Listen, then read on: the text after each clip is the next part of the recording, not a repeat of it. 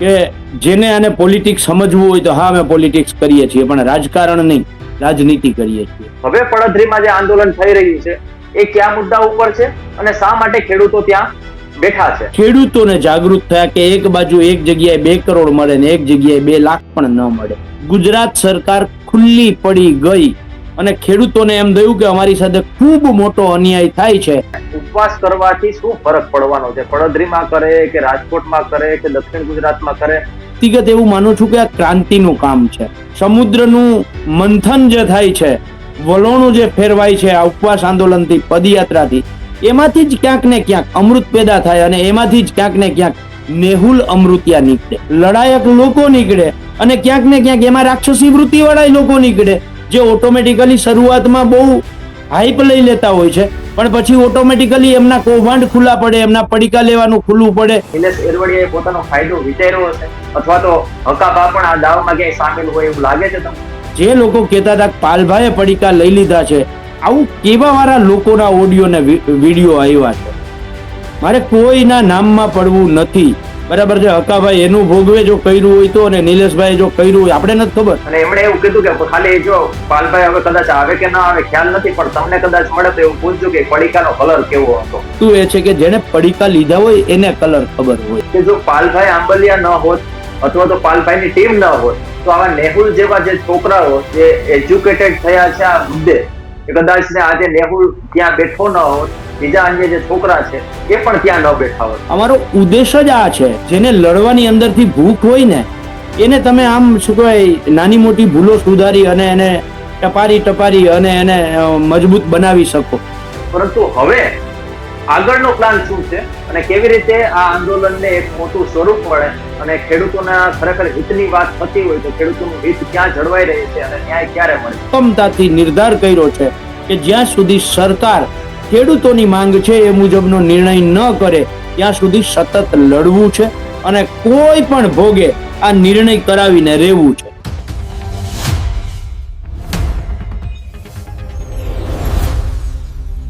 નમસ્કાર મિત્રો, હું સમ્રાટ અને તમે જોઈ રહ્યા છો ચક્રવાત. ગુજરાતના અનેક ખૂણે ખેડૂતો આંદોલન કરી રહ્યા છે, ક્યાં તો પીડાઈ રહ્યા છે. આ સરકારની સિસ્ટમ હોય કે પછી ખાનગી કંપની હોય. આપણે જોઈએ છીએ કે મોરબીમાં જે રીતે આંદોલન ચાલી રહ્યું છે, આ પહેલા ખેડૂતો દ્વારા ટ્રેક્ટર રેલીનું આયોજન કરવામાં આવ્યું હતું અને કહેવાય છે કે ગુજરાતની સૌથી મોટી ટ્રેક્ટર રેલી પણ યોજાઈ. હવે આ જયારે આંદોલન જ્વલંત સ્વરૂપ લઈ રહ્યું છે, આંદોલનની જે જેતપરમાં ચાલી રહ્યું છે એનો પાર્ટ 3 ચાલુ થઈ ગયો છે. ઘણા બધા ખેડૂતોએ ઉપવાસ પણ કર્યા અને આખરે ઉપવાસ છોડવા પડ્યા.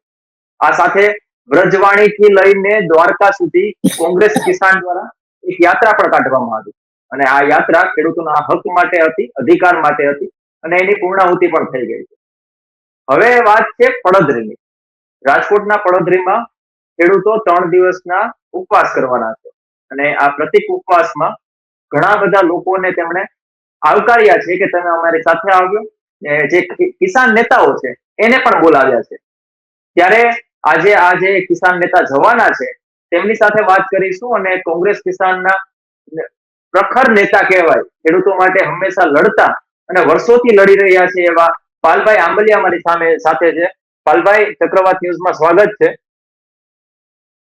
પહેલા તો બ્રજવાણીથી લઈને દ્વારકા સુધી જે સફળ યાત્રાનું આયોજન થયું તેના માટે ખૂબ ખૂબ અભિનંદન. અને જે રીતે ગુજરાતમાં ખેડૂતો આંદોલન ઉપર બેઠા છે અને કિસાન યાત્રા જે આ કરવામાં આવી હતી ટ્રેક્ટરની પણ, તે બાદ આ તમારી એક સફળ યાત્રા છે અને સફળ બાદ હવે પડધરીમાં જે આંદોલન થઈ રહ્યું છે એ કયા મુદ્દા ઉપર છે અને શા માટે ખેડૂતો ત્યાં બેઠા છે? સમ્રાટભાઈ, પહેલા તો ચક્રવાત ન્યૂઝનો આભાર, કારણ કે ગુજરાતમાં ઘણા બધા યુટ્યુબરો એટલે ફ્રન્ટલાઈન જે મીડિયા છે એ તો આમ ગોદી મીડિયા હોય એવું ક્યાંક ને ક્યાંક લાગે છે. બધાએ બંધ બેસતી પાઘડી ના પહેરવી, પણ ક્યાંક ને ક્યાંક એવું લાગે છે. પણ આજકાલ યુટ્યુબરો પણ ગોદી મીડિયા કે આપ મીડિયા થઈ ગયું હોય ને એવું લાગે છે. અમુક યુટ્યુબરો છે એ પોતાની જાતને ખેડૂતના દીકરા કે દીકરી ગણાવે છે, પણ પાછું તમે એની આખી જે વોલ પોસ્ટ જુઓ ને એ શું કહેવાય, ઇન્સ્ટાની હોય, એફબીની હોય, એના યુટ્યુબના વિડીયો હોય તો એમાં ખબર પડે કે આ તો આમાં એક બાજુ ખેડૂત ખેડૂત ખેડૂત કરે અને પાછો મોકો મળે ત્યારે આમ આદમી પાર્ટીને જગ્યા વધારેમાં વધારે આપે અથવા તો ભાજપને વધારેમાં વધારે જગ્યા આપે. એટલે ખેડૂતના નામે ક્યાંક ને ક્યાંક કોઈક પાર્ટી મોટી કરવાના કામ પણ અમુક યુટ્યુબરો કરે છે. આ આખી હું પેલા જે મારી પીડા છે એ કહી દઉં. અમે જે ટ્રેક્ટર યાત્રા કરી એ મોરબીથી ચાલુ કરી અને અમદાવાદ પહોંચ્યા ત્યાં સુધીમાં અમુક યુટ્યુબરો જે ખેડૂતના પોતાના આમ શું કહે પોતાની જ યુટ્યુબ હોય એવી જે વાતો કરે છે એવા યુટ્યુબરોએ આખે આખી એ લીડને અમે કરતા હતા, હું જયેશભાઈ લાલજીભાઈ, આખી ટ્રેક્ટર યાત્રાને. આ આખી ટ્રેક્ટર યાત્રામાં એ યુટ્યુબરો અમારા 3 માંથી કોઈનું ઇન્ટરવ્યુ ના કર્યું. જે લોકો આંદોલનને તોડી પાડવા માંગતા હતા એ લોકોને બહુ મોટી જગ્યા આપી. નંબર 1. ત્યાર પછી અમારી ઉપર કેટલાય આરોપો થયા તો એ આરોપોનો જવાબ લેવા પણ એક પણ એ જે આવા હું કહેવાતા દીકરા દીકરીઓ જે ખેડૂતના કહે છે પોતાની જાતને એવા લોકોએ ક્યાંય કરતા ક્યાંય અમારી ઉપર આરોપો થયા. એના શું કહેવાય એના માટે સ્પષ્ટતા કરવા માટે અમારી સાથે કોઈ વાત ના કરી. અમારો જવાબ એમનું હજી તમારે જોઈ લેવાની એમની બોલ એમાં ક્યાંય કરતા ક્યાંય અમારો જવાબ નહીં હોય. અમને ક્યાંય કરતા કઈ જવાબ આપવાનો મોકો ના આપ્યો. એની સામેવાળા ઉપર એક નાનો એવો આક્ષેપ થયો તો એની જગ્યાએ એના 15 જણાને આક્ષેપના જવાબો આપવા માટે બોલાવ્યા. એટલે પહેલા તો સૌથી પહેલા જેમ ગોદી મીડિયાથી ખેડૂતો સાવધાન થયા એવી જ રીતે પોતાની અંદર ગરીને ખેડૂતની અંદર ગરીને ખેડૂતની લાગણી જીતીને ખેડૂતો માટે લાગણી સભર પોતાની યુટ્યુબમાં વાતો કરનારા જે આવા યુટ્યુબરો છે, જે આપણે ઓલો એક જવો થતો જવો તમને ખબર હોય તો જે ઓલું શું કહેવાય તમને જ્યાં સુધી એ ધરાઈ ન જાય ને ત્યાં સુધી ખંજવાળ જ ના આવે એટલે તમારું લોહી પીએ. બરાબર છે. આવા જે યુટ્યુબરો છે બરાબર છે એનાથી પણ ખેડૂતના દીકરાઓએ ખાસ સાવધાન થવાનું છે. જે પોતાની જાતને આમ કહે છે અમે ખેડૂતના દીકરા છીએ ને ખેડૂતની દીકરીઓ છીએ ને અમારાથી વધારે બીજું કોઈ આ લાગણી સમજી ના શકે ને એવી જે હાવ આમ શું કહેવાય એકદમ આપણને રડાવી દે ને એવી વાતો કરનારા લોકો બરાબર છે સૌથી પહેલા આનાથી સાવધાન થવાની જરૂર છે ખેડૂતોએ. હવે વાત રહી આ આખી લડાઈની, વીજલાઈનોની જે લડાઈ છે સમ્રાટભાઈ, એ લડાઈ આજકાલની લડાઈ નથી. હું જયેશભાઈ, લાલજીભાઈ, જિગ્નેશભાઈ, મહેશભાઈ, અમને એક વાતનું ગર્વ છે કે જેને આને પોલિટિક્સ સમજવું હોય તો હા અમે પોલિટિક્સ કરીએ છીએ પણ રાજકારણ નહીં, રાજનીતિ કરીએ છીએ. બરાબર છે. અમે ગુજરાતના ખેડૂતોને વીજલાઈનો બાબતે એજ્યુકેટ કર્યા. વીજલાઈન બાબતે સંપૂર્ણ માહિતી એ સોશિયલ મીડિયાના માધ્યમથી, સેમિનારના માધ્યમથી, યુટ્યુબરો તમારા જેવા જે ભાઈઓ છે એમના માધ્યમથી એક એક વસ્તુ ગુજરાતના ખેડૂતો સુધી પહોંચાડી અને ખેડૂતના દીકરા દીકરીઓ બોલતા થયા. અને 15 જૂને જે રેલો આવ્યો આ રેલો એનો જ ભાગ હતો કે ગુજરાતના ખેડૂતો વીજલાઈન બાબતે એજ્યુકેટ થયા એટલે.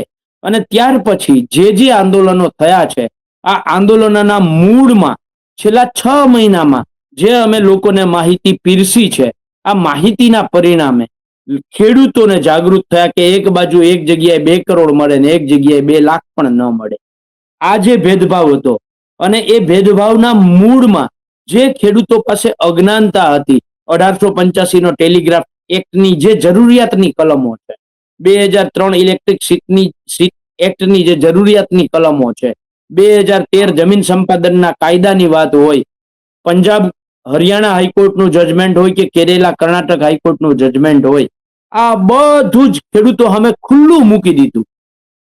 2025 નો રાજસ્થાન સરકારનો જીઆર હોય કે 2025 નો કેન્દ્ર સરકારે કરેલો પરિપત્ર જીઆર હોય એ પણ ખેડૂતોની સામે ખુલ્લું મૂક્યું. એટલે ગુજરાત સરકાર ખુલ્લી પડી ગઈ અને ખેડૂતોને એમ થયું કે અમારી સાથે ખૂબ મોટો અન્યાય થાય છે. એટલે અત્યારે આખા ગુજરાતની અંદર આ વીજલાઈનોની સામે જે આખી મુવમેન્ટ આજે મને કહેતા ખૂબ ગર્વની વાત થાય છે કે આજે કચ્છના ખેડૂતોએ પહેલી વખત આખા કચ્છના ખેડૂતોએ સામૂહિક રીતે લડાઈ કરવાનો જે એક ઈશારો આપ્યો છે. અને આજે કચ્છ કલેક્ટરને ગઈકાલે મેં જ આખું આવેદન તૈયાર કરીને આપ્યું છે જે આ પરિપત્રની અંદર જેટલા વાંધાઓ છે વાંધાઓ અને કચ્છના 28 ગામોને એક સાથે MRC ની કમિટી બનાવવા માટે જે ભચાઉના સબ ડિવિઝનલ મેજિસ્ટ્રેટે લેટર કર્યો ને 13 તારીખે મીટિંગ કરી, એ બધી જ બાબતોને લઈ અને કચ્છના ખેડૂતો સતત સંપર્કમાં હતા અને એના આધારે આજે કચ્છના ખેડૂતોએ કચ્છ કલેક્ટરને આવેદનપત્ર આપ્યું અને આખા કચ્છને સામૂહિક રીતે, નહીંતર પેલા શું થતું હતું, વાંઢિયા લડતું હતું, લોડાઈ લડતું, આખું કચ્છ સામૂહિક રીતે નહોતું લડતું. આજે એ વાતનો ગર્વ છે કે આ પદયાત્રાનું પરિણામ એ આવ્યું કે આખું કચ્છ એક થયું અને લડતું થયું.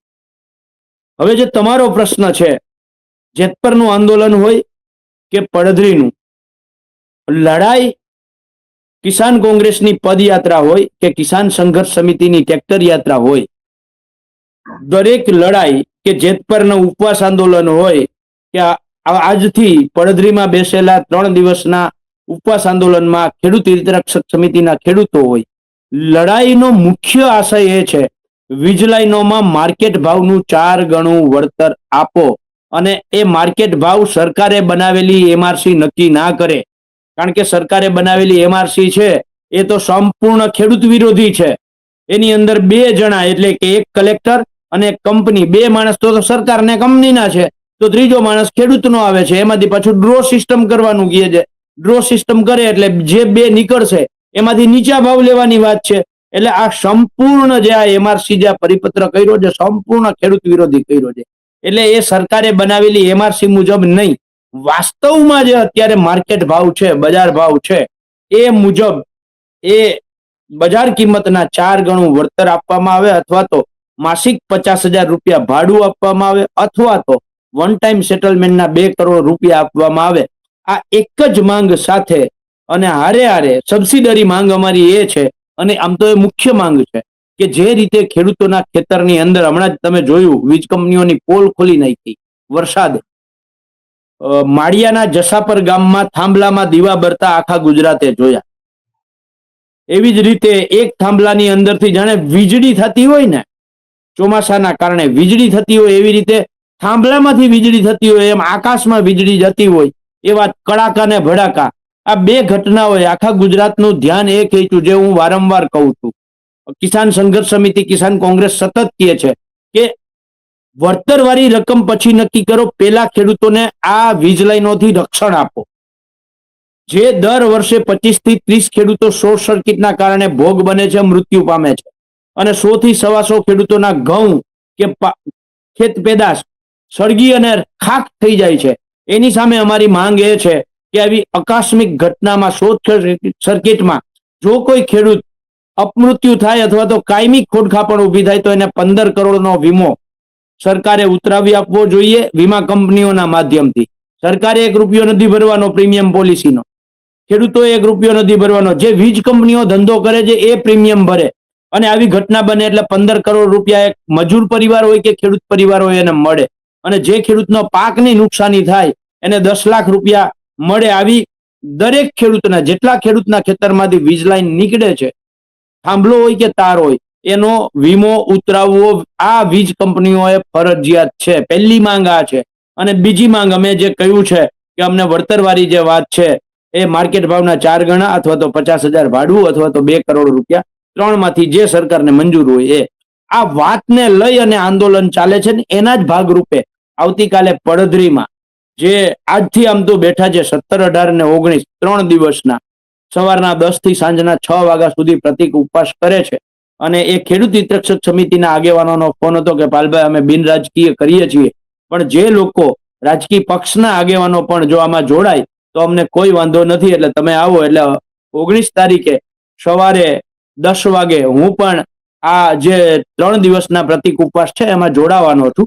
પણ આશય ગુજરાતમાં ચાલતા તમામ આંદોલનોનો મુખ્ય આશય એક છે, કોઈ અલગ અલગ નથી. કિસાન કોંગ્રેસ અલગ લડાઈ કરે છે, સંઘર્ષ સમિતિ અલગ લડાઈ કરે છે, જેતપર અલગ લડાઈ કરે છે, પડધરી અલગ લડાઈ કરે છે, કચ્છ અલગ લડાઈ કરે છે, કે દક્ષિણ ગુજરાત અલગ લડાઈ કરે છે, એવું નથી. લડાઈ બધાયની અલગ અલગ ભલે હોય, ઉદ્દેશ બધાયનો એક છે, અને બધા જ ઇન્ટરનલી, આંતરિક રીતે એકબીજાના સાથેના સંકલનથી આ લડાઈ ચાલે છે. અને જરૂર પડી તો બધા જ ચાલતા અલગ અલગ આંદોલનો એક સાથે થઈ અને પણ લડાઈ કરીશું, એમાં કોઈ શંકા નથી. એટલે ઉદ્દેશ જે છે એ છે કે ગુજરાતમાં એક એવી પોલિસી બને કે જેના કારણે ખેડૂતોને જે લાઈફ ટાઈમનું જોખમ છે, એની જે જમીનની કિંમત ઘટે છે, આ બધી જ બાબતોનો સમાવેશ કરી અને રાજ્ય સરકાર કાયદો બનાવે. પાલભાઈ, એક સવાલ હતો કે જેતપરમાં જે રીતે આંદોલન થયું, જેતપરમાં ઉપવાસ છાવણી ઉપર ઘણા બધા જે ખેડૂત આગેવાનો છે, ખેડૂતો છે, એ લોકો નેહલ અમૃતિયા છે કે બીજા ઘણા બધા કાળુ અમૃતિયા છે, એ લોકો બેઠા. તેમ છતાંય સરકારે કોઈ સવાલ મતલબ રિપ્લાય ન આપ્યો અને પ્રતિકાર ન આપ્યો કે ભાઈ આ અમે માંગ સ્વીકારીએ છીએ, અથવા તો એની સાથે ટોક કરવા માટે પ્રયત્નો કર્યા, પણ સંપૂર્ણપણે જે ખરેખર ખેડૂત ચાહતા હતા એ વાત એમને સંતોષ મુજબ મળી નહીં. પણ હવે પ્રશ્ન એ થાય છે કે હવે ઉપવાસ કરવાથી શું ફરક પડવાનો છે? પડદરીમાં કરે કે રાજકોટમાં કરે કે દક્ષિણ ગુજરાતમાં કરે, કોઈ પણ વ્યક્તિ ઉપવાસ કરે છે, સરકારને ધ્યાને જ નથી લેવું, તો પછી ઉપવાસ કરીને માત્ર ને માત્ર ખેડૂતો પોતાનું શરીર ખોય છે એવું લાગે છે. સમ્રાટભાઈ, એવું નથી હોતું. ઉપવાસ આંદોલન છે એ એક પ્રકારનું સરકારને ચેતવવાનું, સરકારને જાગૃત કરવાનું અને સરકાર સુધી સંદેશો પહોંચાડવાનું એક કામ છે. એ પ્રતિક ઉપવાસ હોય, આમરણાંત ઉપવાસ હોય કે પદયાત્રા હોય કે કોઈ પણ વિરોધ હોય, એ સરકારને તો ચેતનવંતી કરવાનું કામ છે જ, પણ હારે હારે જે પીડિત વર્ગ છે, આખો ખેડૂત સમાજ, આ ખેડૂત સમાજને પણ ચેતનવંતો કરવાનું કામ છે, જાગૃત કરવાનું કામ છે. અને હું એવું માનું છું વ્યક્તિગત, જ્યારથી 2016-17 થી ખેડૂતોના મુદ્દે જે લડાઈઓ ચાલુ કરી છે, ત્યારથી હું વ્યક્તિગત એવું માનું છું કે આ ક્રાંતિનું કામ છે અને આ ટૂંકા ગાળામાં ન થઈ શકે. ધીરે ધીરે ધીરે ધીરે ધીરે ખેડૂતને જાગૃત કરતા જાઓ, ખેડૂતને બોલતા કરતા જાઓ, ખેડૂતને લડતા કરતા જાઓ, એટલે એક ક્રાંતિ છે એ હંમેશા લાંબા ગાળે થતી હોય છે. કોઈ એવું માનતું હોય કે એક વખત આંદોલન કર્યું અને પરિણામ મળી ગયું, તો એ પરિણામ પણ કદાચ શોર્ટ હોય અને આંદોલન પણ શોર્ટ હોય, એનાથી ક્રાંતિ ન થાય. છેલ્લા 30 વર્ષથી જે રીતે ભાજપ સરકાર ગુજરાતમાં હાવી થઈ ગઈ છે અને ગુજરાતના દરેક સમુદાયને, દરેક વર્ગને ચૂસવાનું કામ કરે છે, તો એની સામેની લડાઈ છે એ ક્રાંતિ સ્વરૂપે લડાઈ હોય. અને એ લડાઈ છે, એ લડાઈ જે અમે ધીરે ધીરે ધીરે ધીરે તમે જોવ, જે રીતે આજથી 6 મહિના પહેલા કોઈ કલ્પના કરી હતી કે 15 જૂને આટલા હજારોમાં ખેડૂતો ભેગા થાય અને ટ્રેક્ટરો આવે? આજથી 6 મહિના પહેલા આ જ વીજ લાઈન એ જ જેતપર ગામમાંથી પસાર થઈ છે, સમજો બરાબર છે. એની આસપાસના ગામોમાંથી પસાર થઈ છે, મોરબી જિલ્લામાંથી, મોરબી તાલુકામાંથી, માળિયા તાલુકામાંથી એક નહીં 3 લાઈનો પસાર થઈ છે. કેમ ત્યારે આંદોલન ન થયું? એટલે હું એ કહું છું કે આ જે ક્રાંતિ છે, જે છેલ્લા 6 મહિનાની અંદર અમે જે રીતે જાગૃત કર્યા, લોકોને માહિતગાર કર્યા, સેમિનારો કર્યા, બરાબર છે, ત્યારે એમને કોઈક પૂછતા હતા કે આ સેમિનારોથી શું થવાનું, સરકાર જાગવાની છે? પદયાત્રા કરી એમાંય કેટલાક લોકો પૂછતા હતા કે તમારા શરીરને શું કામ તોડો છો? ઉપવાસ આંદોલનમાં પણ કેટલાક લોકો, જે તમે જે સવાલ કર્યો કે એનાથી સરકાર આની અસર પડતી હોય છે, પણ ઘણીવાર એવું બનતું હોય કે અસર ન દેખાતી હોય, પણ એ અસર લાંબા ગાળે એક મોટું સ્વરૂપ લેતી હોય છે. એટલે જે લોકો ઉપવાસ આંદોલન કરે છે, જે લોકો પદયાત્રાઓ કરે છે, જે લોકો સરકાર સામે વિરોધ પ્રદર્શન કરે છે, આ બધા જ પાર્ટ છે કે લોકોને જાગૃત કરવા અને હારે હારે સરકારને જાગૃત કરવી. અને આમાંથી જ આજે આખું શું કહેવાય, સમુદ્રનું મંથન જે થાય છે, વલોણું જે ફેરવાય છે આ ઉપવાસ આંદોલનથી, પદયાત્રાથી, એમાંથી જ ક્યાંક ને ક્યાંક અમૃત પેદા થાય અને એમાંથી જ ક્યાંક ને ક્યાંક નેહુલ અમૃતિયા નીકળે, એમાંથી જ ક્યાંક ને ક્યાંક શક્તિસિંહ ગોહિલ નીકળે, એમાંથી જ ક્યાંક ને ક્યાંક સત્યમ મકાણી નીકળે, હરિચંદ્રસિંહ જાડેજા નીકળે, ભાઈ રતનસિંહ ડોડિયા નીકળે. એટલે આ જે છે આમાંથી નવા લડાયક લોકો નીકળે અને ક્યાંક ને ક્યાંક એમાં રાક્ષસી વૃત્તિ વાળા લોકો નીકળે, જે ઓટોમેટિકલી શરૂઆતમાં બહુ હાઈપ લઈ લેતા હોય છે, પણ પછી ઓટોમેટિકલી એમના કૌભાંડ ખુલ્લા પડે, એમના પડીકા લેવાનું ખુલ્લું પડે, એમને ક્યાંક ને ક્યાંક ખોખાના ખોખા લેવાના ઓડિયો ને વિડીયો વાયરલ થાય, એટલે ઓટોમેટિકલી એમાંથી બે અમૃત અને ઝેર બને નીકળે, તો ઝેર છે એ ઓટોમેટિકલી સાઈડમાં જતું રહે અને એને લોકો ઓટોમેટિકલી તારવી અને છેટા કરી જ દેતા હોય છે. અને જે લોકો લડાયક લોકો છે, નેહુલ અમૃતિયા જેવા, શક્તિસિંહ ગોહિલ જેવા, ભાઈ ચેતન ગઢિયા જેવા, બરાબર છે, ઓટોમેટિકલી લોકોનું ધ્યાન ખેંચે છે અને એ લીડરશિપ, નવી લીડરશિપ આખી આખી ડેવલપ થાય છે આનાથી. એટલે ઘણું બધું આમાંથી બહાર આવતું હોય છે, પણ એ જોવાની દ્રષ્ટિ જોઈએ. અને એ દ્રષ્ટિ હોય તો જ જોઈ શકાય. પાલભાઈ, તમે જે ઝેરની વાત કરી છે, હું વાત કરું નિલેશ એરવડિયાની, હકાભા ગઢવીની જે ઓડિયો ક્લિપ વાયરલ થઈ હતી. ભલે તમે ત્યાં જેતપરમાં આંદોલન છાવણીમાં નથી ગયા, પરંતુ મને એવું લાગે છે કે ત્યાં જે મિત્રો છે તેમના સંપર્કમાં હશો અને જે રીતે બધી ઘટનાઓ થઈ રહી છે એના પણ તમે જાણકાર હશો. શું લાગે છે કે નિલેશ એરવડિયા અને હકાભાઈની જે ઓડિયો ક્લિપ આવી પછી હકાભાઈએ સ્પષ્ટીકરણ આપ્યું કે ખરેખર મેં એમને વાત કરી હતી 2 કરોડ મને એક જગ્યાએ લઈ જવામાં આવ્યો, ત્યાં એમણે વાત કરી હતી. તમને શું લાગે છે કે સરકારે ખરેખર આવો દાવ રમ્યો હશે અને એ દાવના ભાગીદાર તરીકે નિલેશ એરવડિયાએ પોતાનો ફાયદો વિચાર્યો હશે, અથવા તો હકાભા પણ આ દાવમાં ક્યાંય સામેલ હોય એવું લાગે છે તમને?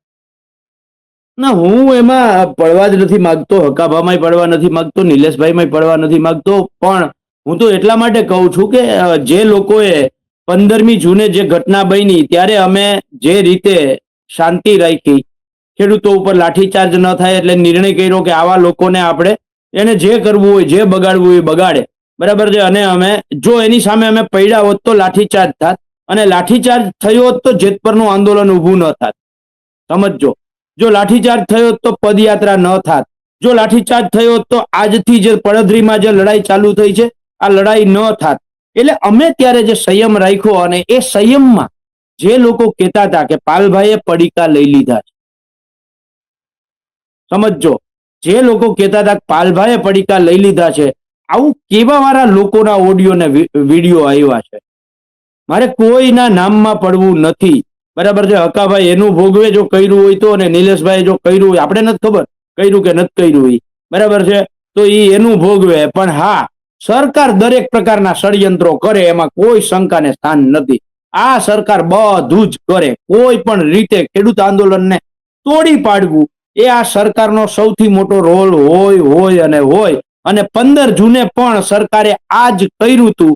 આવા જ લોકોને શોધી અને એમના આકાઓ જે પાર્ટી લઈને બેઠા છે, બીજી પાર્ટી, બરાબર છે, ખાસ પાર્ટી જે છે, બરાબર છે, એ પાર્ટીના આકાઓ સાથે સરકારે ગઠબંધન કર્યું અને એના ફોલ્ડરિયાઓને નીચે આગળ કરી. અને એ પણ સરકારનો જ રોલ હતો 15 જૂને તોડવામાં, અને એટલે જ એ લોકોએ આવા મારી ઉપર આક્ષેપો કર્યા હતા. પણ એ દૂધનું દૂધ ને પાણીનું પાણી થઈ ગયું. બાકી મારે નિલેશભાઈમાં નથી પડવું ને હકાભાઈમાં નથી પડવું. એ એમણે કર્યું હોય તો એ ભોગવશે, અને નહીં કર્યું હોય તો મેં ધીરે ધીરે કહ્યું એમ ઓટોમેટિકલી જે અમૃત હશે એ પાછું આવશે ને આવશે. પાલભાઈ, અમે કોઢના એક ખેડૂત સાથે વાત કરી હતી. એમણે એવું જે રીતે તમે ત્યાં કોઢમાં ગયા હતા, કામ રોકાયું, પણ એ ખેડૂતનો એવો સવાલ હતો, મજાક અંદાજમાં હતો, તમારા સમર્થનમાં હતા. અને એમણે એવું કીધું કે ખાલી જો પાલભાઈ હવે કદાચ આવે કે ના આવે ખ્યાલ નથી, પણ તમને કદાચ મળે તો એવું પૂછજો કે પડીકાનો કલર કેવો હતો. બરાબર. હવે ભાઈ અમે જયારે વાત કરી કે પાલભાઈએ જયારે પૂછશું, અમે મળશું, રૂબરૂ મળશું અથવા તો કે ઇન્ટરવ્યુમાં ભેગા થશું તો ચોક્કસ હું પૂછીશ કે આ પડીકાનો કલર કેવો હતો. મારે કોંઢના ખેડૂતને કેવું છે કે જો એવા પડીકા જ લીધા હોત તો તમારી બાજુના ગામ રતનપરના રતનસિંહ ડોડિયા છે, મારા સાથી છે અને લડાયક માણસ છે. પાક વીમામાં અમે આખા ગુજરાતમાં એક ખેડૂતને ખબર નથી, અને અમે હાઈકોર્ટમાં 300 થી વધારે કેસો દાખલ કર્યા, અને એમાંથી 8 થી 10 જ કેસોનું હજી જજમેન્ટ આવ્યું છે, સમ્રાટભાઈ. અને વીમા કંપનીઓએ 10,000 કરોડ રૂપિયા ખેડૂતોને આપવા પડ્યા છે.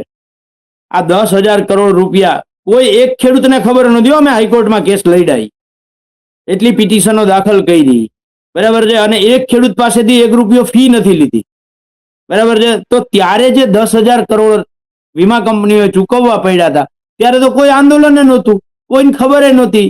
તો ત્યારે અમે પડીકું લઈ લીધું તો એ પડીકાના કલર કેવા હોય એ રતનસિંહને તમે પૂછજો, તમારી બાજુમાં છે, એકદમ લગભગ 8 કિલોમીટરના અંતરે જ રતનસિંહ ડોડિયા છે, એમને પૂછી લેજો, બરાબર છે.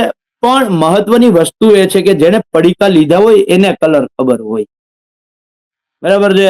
એટલે અમને જો આ પડીકા જ લેવા હોત તો આ તમે મારી પાછળ હજી ઘર 7 વર્ષથી મેં બનાવી લીધું છે, હજી એમાં હું કલર નથી કરી શક્યો.